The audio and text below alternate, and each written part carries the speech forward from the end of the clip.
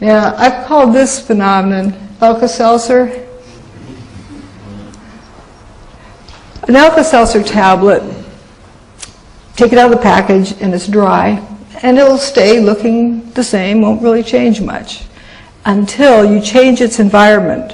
If you drop it in a glass of water, it effervesces and dissolves if you change its environment. This is steel. Steel usually doesn't have dust shooting out the back of it. Perhaps its environment changed. And I'll point out, these are the pieces of aluminum cladding. They don't look as affected. They're 3 columns wide, 3 stories tall. They're prefabricated at the shop and then hauled out to the building and put in place, prefabricated. So when the building came apart, it fell apart into those prefabricated chunks. So here's a wheat chex falling to the ground. Turns out it never reached the ground. Turned to dust first.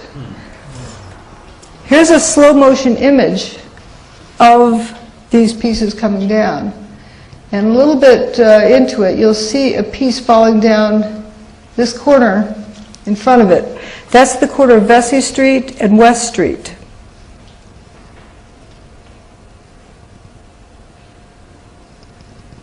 I think this is the one coming here.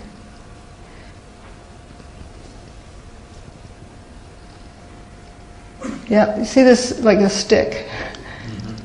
Keep watching it.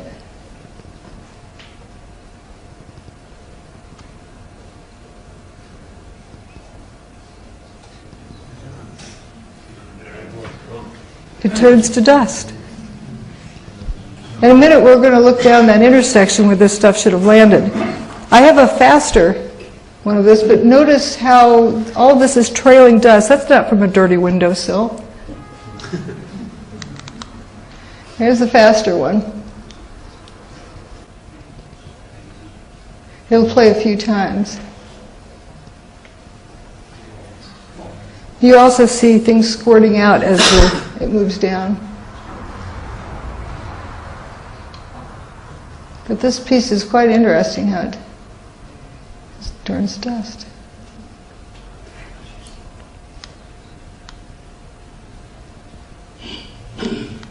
And this is the Verizon building.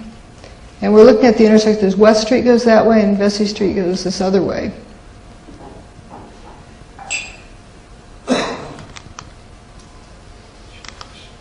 And here's where it should have landed. This is right after the destruction of Tower 1. These people were in their hiding places, apparently, and they've come out of their hiding places. Look at the body language. Hands at the side, hands on the hips, arms folded, arms at the sides. They're shocked. There should be a big building right there. Paper and dust. Yeah, there's a piece of aluminum cladding there, but I think there should be a little bit more material. We were looking down here from A1, from that direction. In this picture over here, we're looking from A2. That's the same intersection. There was just a sea of unburned paper and dust. And then this car park went into spontaneous combustion. It appeared to go into spontaneous combustion. So not make any assumptions. We don't know what was happening, but you can see orange looking, what looks like flames, something glowing in there.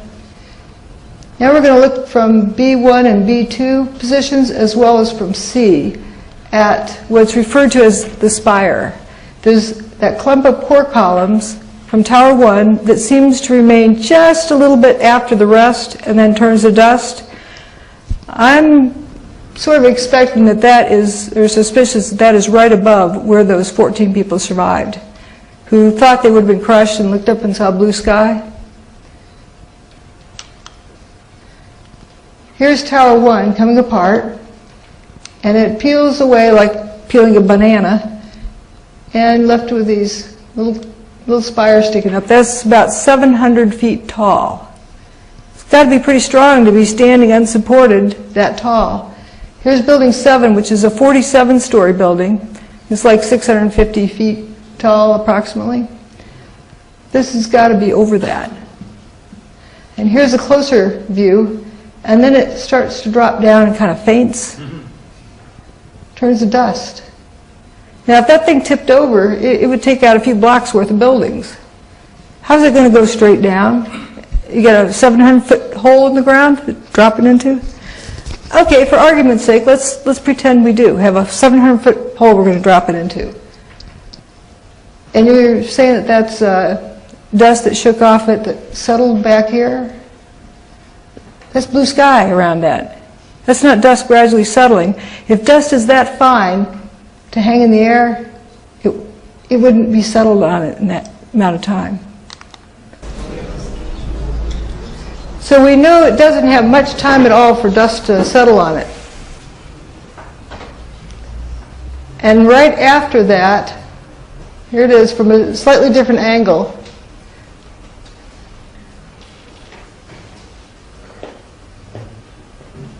It'll just faint.